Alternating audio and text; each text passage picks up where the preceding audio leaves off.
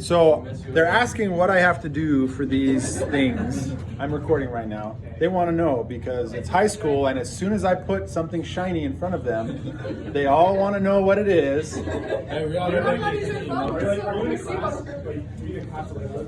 Right now, I have a class with other people. No, this is just for my teacher. I send it to my teacher. I am in school too. L. Okay, so really quick.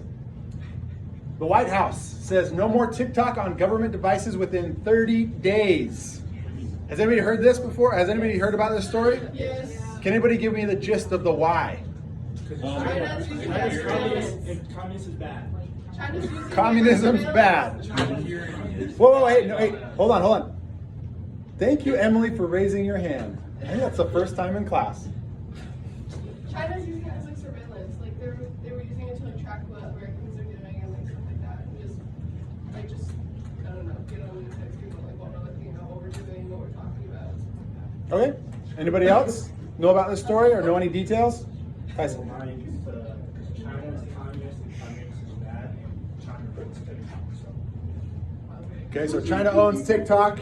Chinese government is communist, so we should ban it. Okay? That's not the reason that's been given. It's more along the lines of what Emily said. That TikTok employees were using TikTok to track US citizens. Not only US citizens, they were using it to track reporters who were talking about TikTok or writing stories about TikTok. TikTok has denied it. They said, oh, well, they didn't. They denied it at first, and they found out it was true. They fired the people who were tracking those reporters. But the White House has said, no, too little, too late, banning it on all government devices. And now a House panel is set to vote on a bill that would empower Biden to ban TikTok in the United States entirely on every single device. Andres. Kind of off topic, but I have a question about like communism versus China. Like if they're We're not going to talk about that right now. Give me 1 second. We'll talk about it. Not right now. Tyson, You just change the location on your phone. how would you talk about using VPN? no, like just change the location. Like okay, it says you know it has your location on your phone. Like you live in the United States, you just change like It uses your IP address of wherever you're accessing the network to restrict what you can look at. So it's not just the location on your phone. I don't know if that's true. Okay, every time I open Google and I search like, oh, this place, it shows up every single time at Salt Lake City, Utah. And I try to change it to Napa or Colville or Boise.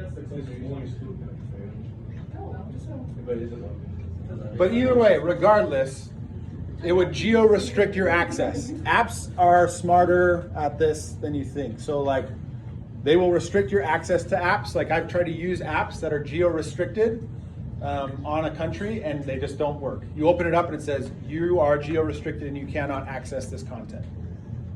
Hey, if this is going to happen, we should all make an app for the United States like TikTok. We make a lot of money. Okay, so how many of you are okay with TikTok getting shut down in the United States as a social media app? I use it a lot, but I spent 6.5 hours on it on Saturday. So are you okay with it getting banned? No? You have an addiction? It's an addiction. It does nothing. It doesn't serve a purpose. So Entertainment. It's just like TV. Just watch YouTube. It's I mean, but there's so many other things you can do. What's just one of the? hey, listen up. What was that? It's just another thing you can spend time on. Why not just leave it? You have so many other things to do. So for those of you who use TikTok, are you worried at all that China might be spying or manipulating you? There's nothing that I can tell. You don't care? What are they going to do to me? What do you say, I Emily? have no information that they could ever want. Like, I do nothing. Okay. So there's like this theory. Hey, ladies, listen. So there's like this theory where like the algorithm and like stuff pops up on your feed because like they want you to see it. And like China, they like make things pop up that is good, like technology advances, like see you doing something good. But America, they make like people like doing dumb stuff pop up on their thing, and they like make good people famous rather than someone that's actually doing good. That's like Okay. So for you who don't care about like the government using a device to see what you're doing or to feed you information, so then would you care if Big Brother was watching everything you were doing all the time? Because you're like, oh, I'm not doing anything worthwhile. He's probably just gonna kill me, so no. So here's a question for you. Who do you think is being more like Big Brother in this scenario? Is it United States or is it China? China. Sorry. Andres? I think it's the United States because like what's going on in the book or in 1984 is like, yeah, they're being constantly like surveillance, but they also have a lot of restrictions on them, and that's what makes the surveillance so hard. Like because of the, like obviously if we had little restrictions and a lot of surveillance, like nobody would care because like we're still doing the same things we want to do, we're just being watched now. But like by making the restrictions, you're limiting like freedom of speech and like their own liberty, I guess, of the citizens. And that's what America's doing by taking away the platform from us. So you're limiting access to free expression, whereas surveillance is just, hey, you're surveilling me. Yeah. Okay. Any other thoughts? Margaret, did you have a thought? You had your hand up a little bit ago. I did. I was kind of thinking about like it's the type of surveillance because it's like because in 1984 they had cameras in their room, which I think would be which a lot of people would care about if there was like in every room there was a camera watching you.